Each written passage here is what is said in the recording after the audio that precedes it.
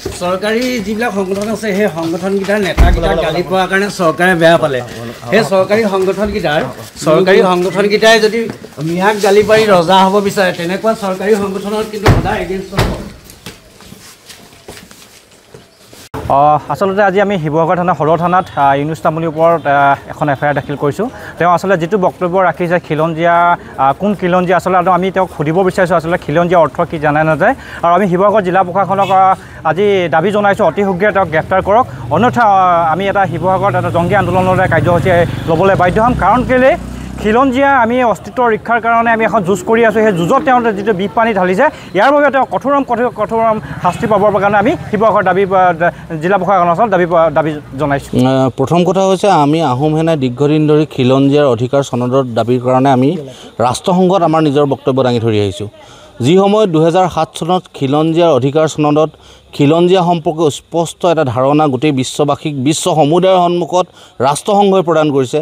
যি সময়ত অসমৰ মুখ্যমন্ত্ৰীয়ে 2022 চনত খিলঞ্জীয়া কেবিনেটত মান্যতা প্ৰদান কৰিছে, সেই সময়ত শিৱসাগৰৰ ইউনিছ তামুলী বুলি কোৱা এই পাখণ্ডটোৱে খিলঞ্জীয়াৰ কোনো কথা নাই, খিলঞ্জীয়া বাদ এনেকুৱা ধৰণৰ মন্তব্য সামাজিকভাৱে তেওঁ প্ৰকাশ কৰিছে। আমাৰ স্পষ্ট এটাই কথা যে এই ব্যক্তিজনক অতি শীঘ্ৰে কি কৰিব লাগিব, আৰক্ষী প্ৰশাসনে কৰায়ত্ব কৰি তেওঁক জেল হেজলৈ প্ৰেৰণ কৰিব লাগিব। যি সময়ত আমি শিৱসাগৰত সকলোৱে মিলি আমাৰ যিটো হাতাম পুৰুষীয়া যে ঐক্য সংস্কৃতি ৰক্ষাৰ কাৰণে আমি কাম কৰি আহিছোঁ। যোৱা 9 আগষ্ট তাৰিখে খিলঞ্জীয়াৰ অধিকাৰ দিৱস আমি পাতিছোঁ, য'ত অসমত সৰ্বপ্ৰান্তৰ খিলঞ্জীয়াৰ অধিকাৰৰ কথা আমি কৈছোঁ। সেই সময়ত 9 আগষ্ট পাৰ হৈ গৈছে, আজি 12 আগষ্টত সি কি কৈছে, খিলঞ্জীয়াৰ কথা নাই বুলি ক'লে। সি কোন হয়?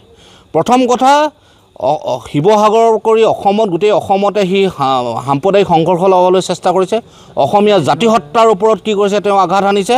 আৰু দ্বিতীয়তে আমাৰ যিটো হাতাম পুৰুষীয়া ঐক্য সংস্কৃতিৰ কথা কৈ আছোঁ, ঐক্যৰ কথা কৈ আছোঁ, সেই সমাজৰ এই ব্যৱস্থাটোত সি শেষ কৰিব বিচাৰিছে। ই সম্পূৰ্ণ উদ্দেশ্যপ্ৰণোদিতভাৱে গোটেই কাম কাজখিনি কৰি আছে। প্ৰথম কথা, আমি আৰক্ষী প্ৰশাসনৰ ওচৰত আজিৰ এজাহাৰৰ যোগেদি এই কথাটো কৈছোঁ, তাক অতি শীঘ্ৰে তাক কৰায়ত্ব কৰিব লাগে। আৰু ইয়াৰ লগতে মই আহোম সেনাৰ পৰিয়ালৰ পৰা ইউনুছ তামুলীক এটা কথা স্পষ্টভাৱে কৈ দিছোঁ, যিহেতু সি পূৰ্ববংগীয় মানুহৰ প্ৰতি সি সদায় ওকালতি কৰি আছে, গতিকে সি প্ৰথম কথা সি তামুলী উপাধিটো আজিৰ পৰা সি লিখিব নোৱাৰিব। আমাৰ আহোম স্বৰ্গদেউসকলে প্ৰদত্ত কৰা তামুলী উপাধিটো লিখি পিনে সি এইখিনি কথা কৈ থাকিব, আমি সেইটো মানি ল'ম। লাগিলে সি বাংলাদেশৰ পমুৱা মানুহসকলে যি উপাধি ব্যৱহাৰ কৰে সেই উপাধি ব্যৱহাৰ কৰি বাংলাদেশৰ পমুৱা মানুহৰ হৈ পিনে তেওঁ ওকালতি কৰক, কিন্তু খিলঞ্জীয়াৰ উপাধি লৈ আহোম স্বৰ্গদেউসকলে প্ৰদত্ত কৰা খিলঞ্জীয়া উপাধি লৈ সি সেই কামখিনি কৰিব নোৱাৰিব। সেই গতিকে আমি এটা কথা স্পষ্ট কৰি দিছোঁ, সি শিৱসাগৰলৈ কেনেকৈ আহে সেইটো চাম। শিৱসাগৰৰ সৰ্বস্তৰৰ মানুহে তাক এঘৰীয়া কৰিব লাগিব, তাক জেল হাজতলৈ প্ৰেৰণ কৰিব লাগিব। আৰু এইখন আৰক্ষী চকীতে তাৰ বিৰুদ্ধে আমি গোচৰ ৰুজু কৰিছোঁ।